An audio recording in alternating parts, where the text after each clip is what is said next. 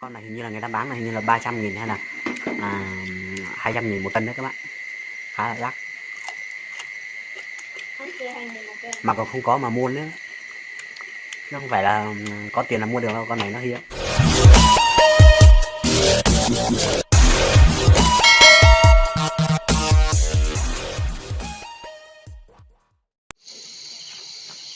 Chào tất cả các bạn quay trở lại với channel của mình nhé. Các bạn quay lại với video của mình, và video tối hôm nay thì bây giờ cũng khá là muộn rồi, trời đang tối nhá. Bây giờ mình đang dùng cái bóng điện trên này các bạn nhìn thấy chưa, cái bóng điện trên này. Và hôm nay thì mình sẽ cùng hai đứa em của mình và anh em mình đi quay. Hôm nay mình sẽ đi bắt con dế nhé, dế mèn, dế choác, để anh em mình hôm nay mình sẽ làm một cái món gọi là cái món gì nhỉ, cái món gọi là món dế xào, dế rang gì đó. Ok, các bạn theo chân mình. Đây các bạn nhìn thấy hai đứa em của mình đang đào ở đây này, và mình sẽ đi xem hai đứa nó đào được thế nào rồi. Đâu lỗ đâu,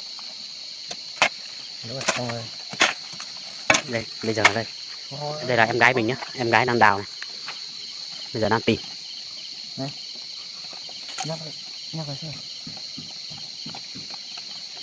Xem nào, đưa đây anh cần cho. Đây các bạn nhìn thấy này, con này đó, đây mình sẽ cho vào cái chai này ở đây. Đó, anh em mình đã, hai anh em mình cũng lấy được cũng khá nhiều rồi đấy. Thì các bạn theo chân mình nhá, rồi tí anh em mình sẽ đi rang cái món này, rồi anh em mình lại uống rượu, là nhậu với rượu bông pê. Ok rồi, mình theo hai đứa em mình nhé. Và nhiệm vụ của mình hôm nay là mình sẽ mang theo cái chai này và mình đựng, còn hai đứa em của mình sẽ là hai người bát chính, còn mình sẽ là chỉ là người phụ thôi nhá. Ok, đây các bạn nhìn thấy này, đó nhiều phết rồi đấy, là trong cái chai này, mà cái chai này quá, con này nó nhiều quá, nó bò trong cái chai bẩn, có thể các bạn không nhìn thấy đâu, đào sâu mà có đủ để ăn cái nhon. Thì mùa này khá là nhiều các bạn, mùa này vào buổi tối ấy, thì chỗ nào cũng có tiếng kêu luôn, nên là sở dĩ anh em mình đi bắt vào buổi tối, bởi vì buổi tối thì nó kêu thì mình nghe được cái tiếng đó, mình sẽ biết là ở chỗ nào có, chỗ nào không có.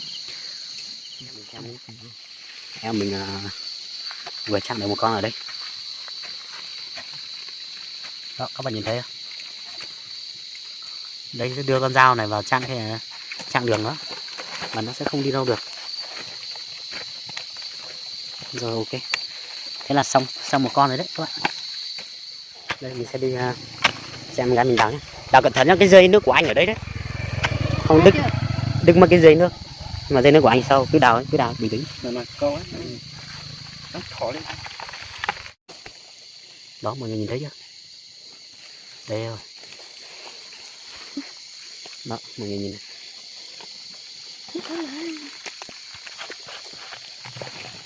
Đây trời, đây mọi người nhìn thấy này, mình vừa đào chỗ này này, thấy chưa, mọi người nhìn thấy cái con nhỏ nhỏ đây này, đó mình sẽ kéo nó ra, mọi người nhìn thấy chưa,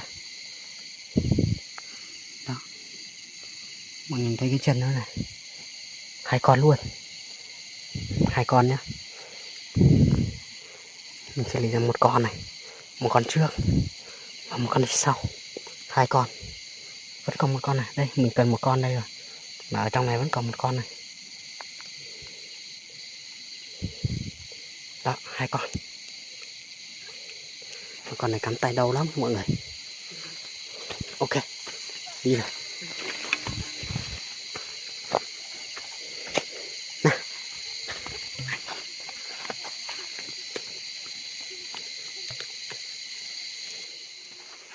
Ok nhé mọi người, bây giờ thì anh em mình đã đi bắt xong rồi, bây giờ về chế biến thôi.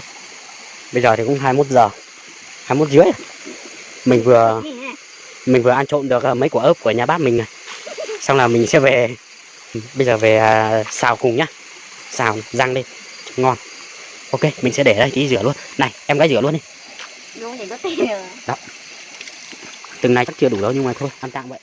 Ok nhá mọi người, bây giờ em gái mình đang lấy ra khó đấy, bây giờ lấy ra nó khó hơn. Đây các bạn, mọi người nhìn thấy. Đây các bạn nhìn thấy này, đây cái phần này tối không, bật đèn này. Đây các bạn nhìn này, đó dựng lên nào. Đây các bạn nhìn này, bây giờ sẽ cho vào nước nóng này rồi để nó chết hết đi, rồi là mình sẽ rửa qua rồi bỏ cánh ra. Ok, bây giờ thì sẽ rửa qua này và bỏ cánh này và bỏ cái đầu này. Bởi vì ở trong này này có rất nhiều đất này nọ, hay là bây giờ phải bỏ ra này. Bỏ ra từng con như thế này. Và cái nguồn thức ăn của con dế mèn này thì chủ yếu là cây chó đẻ nha, ăn lá của cây chó đẻ thôi. Đấy, bây giờ các bạn cứ bỏ ra như thế này thôi. Đó. Đây bây giờ sẽ bỏ cánh này và các bạn chỉ cần kéo cái đầu ra, thế là cái phần phân của nó sẽ ra hết. Đó. Kéo như vậy là cái phần phân ở trong bụng con này nó ra hết rồi, thì ở trong con này không còn gì nữa đâu. Bây giờ chỉ cần rửa qua là xong. Đó, sau khi mà mình bỏ hết phân ra rồi thì mình sẽ tách ra đầu riêng và kia riêng, xong mình sẽ rửa sạch nó, bởi vì dính đất mà mình phải rửa sạch này. Đó, các bạn sẽ rửa nhiều lần nhá, rửa làm sao nó sạch nhất này. Mà giờ nó sạch thì thôi, các bạn nhìn này, nước nó bẩn này. Ở đây chắc cũng được tầm 5-6 lạng. Các bạn sẽ rửa đi rửa lại và bao giờ nó sạch thì thôi. Các bạn nhìn này,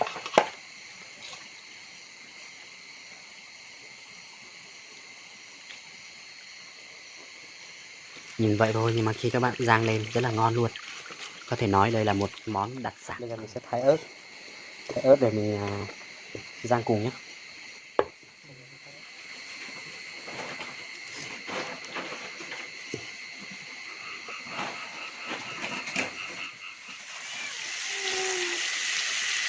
Bây giờ bỏ cái ớt này và hành lá vào, rang lên một tí nữa là ok, ngon luôn.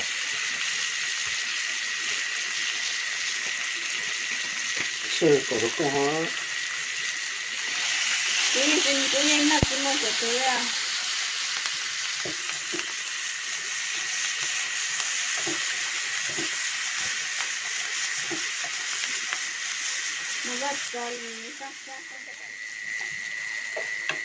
đầu lên.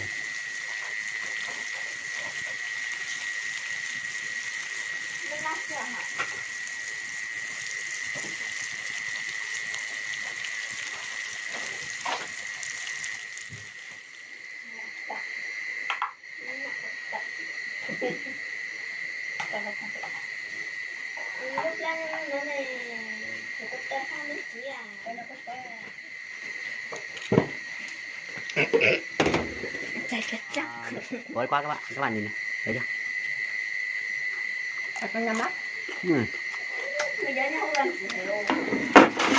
Cực kỳ ngon luôn các bạn. Nào. Con thứ hai, các bạn nhìn này, rất ngon luôn. Các bạn thông cảm cho mình bởi vì mình ở vùng cao mà điện đó nó cũng yếu và bóng điện nó không được sáng, nên là các bạn nhìn thấy này, là sau mình chỉ có thóc với lại nhà mình không được đẹp như nhà mọi người, nên là mọi người thông cảm cho mình. Nhà mình nghèo lắm các bạn. Cái này nó còn chế mà. Gì à? Thì để đấy.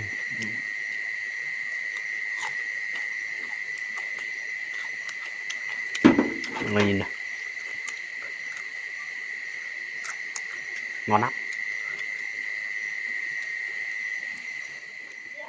Các bạn nhìn này, cái này, con này hình như là người ta bán này hình như là 300.000 hay là 200.000 một cân đấy các bạn, khá là đắt. Mà còn không có mà mua nữa, chứ không phải là có tiền là mua được đâu, con này nó hiếm.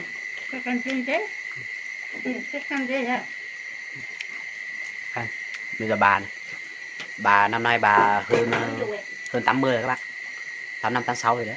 Gần 90 tuổi đấy. Mà giờ này bà vẫn còn ngồi với anh em mình là hơi bị siêu đấy. Em gái này. Em gái rất xinh. Chị nào?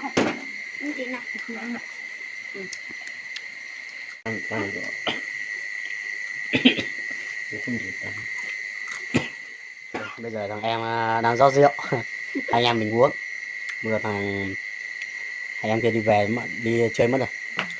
Thì bây giờ rót rượu hai anh em mình uống với món dế. Đây, anh em mình uống. Giờ uống với rượu Mumpe là ngon không các bạn nhìn kìa. Rượu rất là trong. Ôi em uống đấy đấy.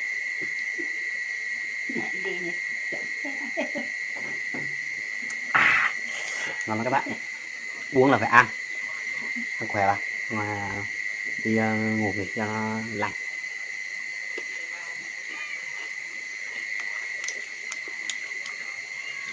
Giờ còn hai anh em rồi, còn thằng em kia thì đi chơi mất rồi. Giờ còn thằng em thứ hai là mình.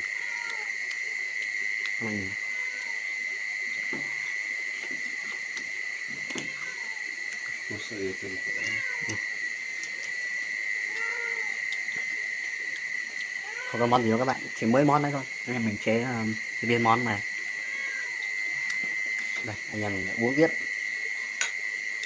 uống khỏe vào.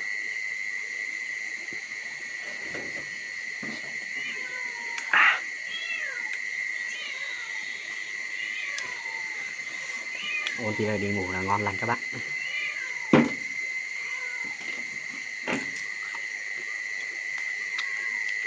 Tối lắm các bạn. Các bạn đừng quên ủng hộ mình nhé. Để mà sau này mà có điều kiện đấy, mình sẽ mua một cái máy quay nó đàng hoàng. Chứ bây giờ mình dùng toàn điện thoại thôi mà. Ngày bữa tối là các bạn cùng mình gió. Ok các bạn, được xong rồi. Này, cạn luôn.